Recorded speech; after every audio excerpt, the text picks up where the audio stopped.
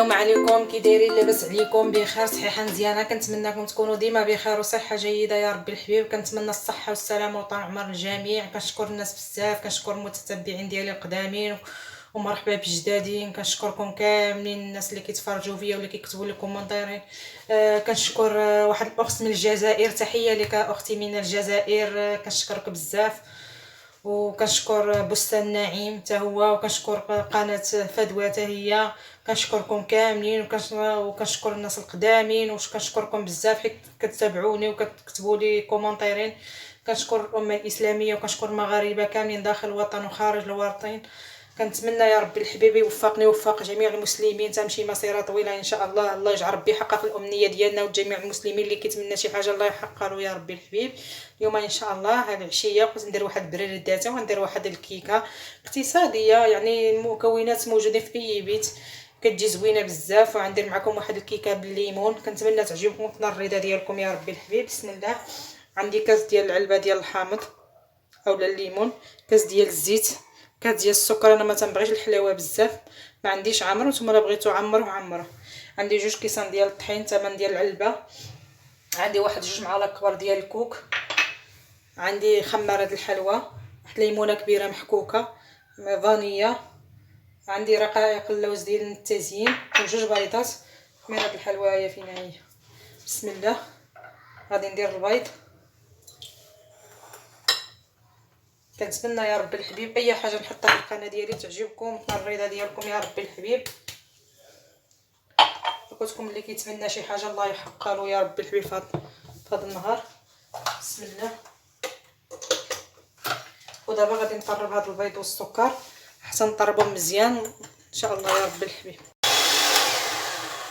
بعد ما طحنت البيض والسكر غادي نضيف عليه هاد الكاس ديال الحامض. كتجي زوينه هاد الكيكه بالحامض. غنضيف على هاد القشره ليمونه محكوكه. كنتمنى يا ربي ما يكون نسيت حتى شي واحد في الشكر. كنشكر القناه اللي كلشي عند جيجي، كنشكرهم كاملين. كنشكر الناس اللي كتكتب لي الكومونتيرين كاملين، سواء ذكرتهم سواء ما ذكرتهمش، سواء كنعرفهم سواء ما كنعرفهمش. كنشكركم بزاف اخوتي. ودابا غادي نقرب هاد الحامض وهاد الليمون، ومن بعد غندير الكوك. 2 معالق كبار ديال الكوك كيجي زوين مع الحامض. وغندير الزيت، كاس ديال الزيت.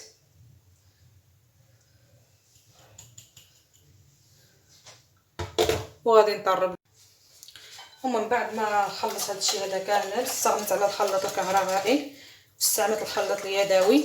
هاد الكيكه هذه يمكن لكم تستعملوا خلاط غير يدوي، الا ما كانش عندكم متوفر الخلاط الكهربائي يمكن لكم ديروا على الخلاط اليدوي. دابا غنضيف الدقيق، هما 2 كيسان عندي معبورين. هاد الكاس الاول. وغادي ندير خميره الحلوى شاصيه وحده فيها 8 غرام. وغادي نخلط. وغادي ندير الكاس الثاني. وغادي نخلط هاد الكيك ديالي. 2 كيسان هما اللي درت، قياس معبور عندي. وغادي نخلط بيدي.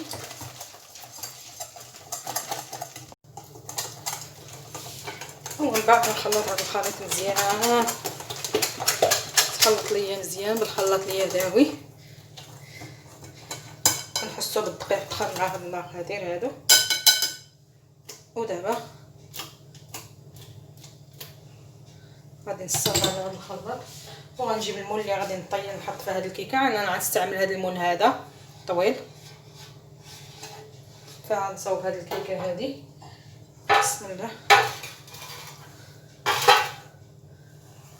وبهاد الساعه هذه عندي الفران مشعول. وغنجيب هاد المول ديالي وغنكب هاد الكيكه. بسم الله. هانتوما كتشوفوا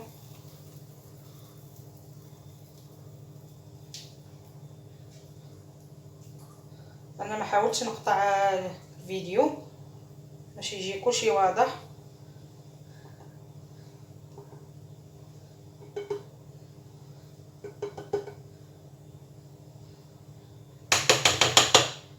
هانتوما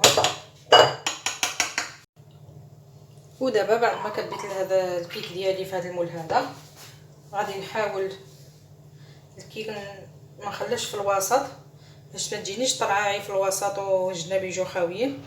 على هذه الطريقه هذه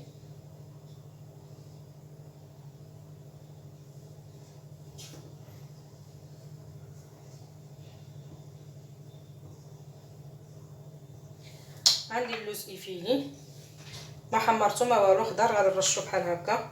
التزيين كيبقى على حسب الذوق بنادم اللي عنده متوفر في الدار. شنو ما عندك الكوك كاوكاو اللي كان عندك بغيتي خليها بحال هكاك خليها ماشي مشكل. لا يكلف الله نفسا الا وسعها، يعني بنادم اللي عنده. دابا انا عندي هادشي هذا متوفر، هانتوما شفتوا الكيكه عدلتها باللي عندي في الدار، ما تبخروا تقدي حتى شي حاجه. ودابا غادي ندخلها الفران طيب بعد ما خليته يسخن 5 دقائق، ونتلاقاو ان شاء الله بعد ما طيب. هانتوما كتشوفوا الكيكه ديالي بعد ما خرجتها من الفران تبارك الله كيفاش جات طالعه، مازال سخونه في اللاطه.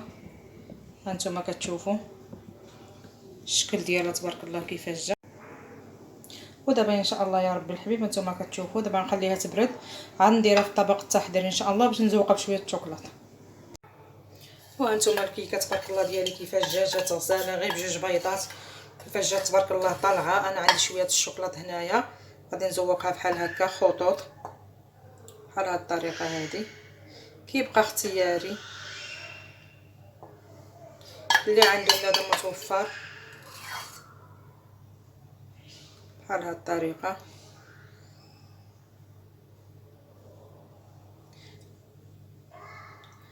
كنتمنى تعجبكم هذه الكيكه يا ربي الحبيب، جات غزاله ورطبه وهشيشه. ودابا غنخليها ندخلها للثلاجه تبرد واحد 4 ساعات ونخرجها ديك الساعه نقدمها معكم ان شاء الله في شكل نهائي. هانتوما كتشوفوا الشكل النهائي ديال الكيكه ديالي بعد ما خرجتها من الفران، زوقتها بالشوكولات، دخلتها للثلاجه واحد 10 دقائق ومن بعد خرجتها. ودابا نتوما كتشوفوا كيفاش جات زوينه تبارك الله، وغير جوج بيضات جات طالعه. ودابا غادي نقطع معكم شوفوا الشكل ديالها كيفاش نوا من داخل. بسم الله تبارك الله جات رطبه. غنحيد هذا. هانتوما كتشوفوا انا قطعت الطرف تبارك الله كيفاش جات غزاله ورطبه اسفنجي. هانتوما كنتمنى تعجبكم يا ربي الحبيب هذه الكيكه هذه اللي وجدت معكم اليوم. ما تنساوش تشتركوا في القناه وديروا ابوني وديروا لايك، تبارطاجوا مع الاصدقاء ديالكم مع صحاباتكم.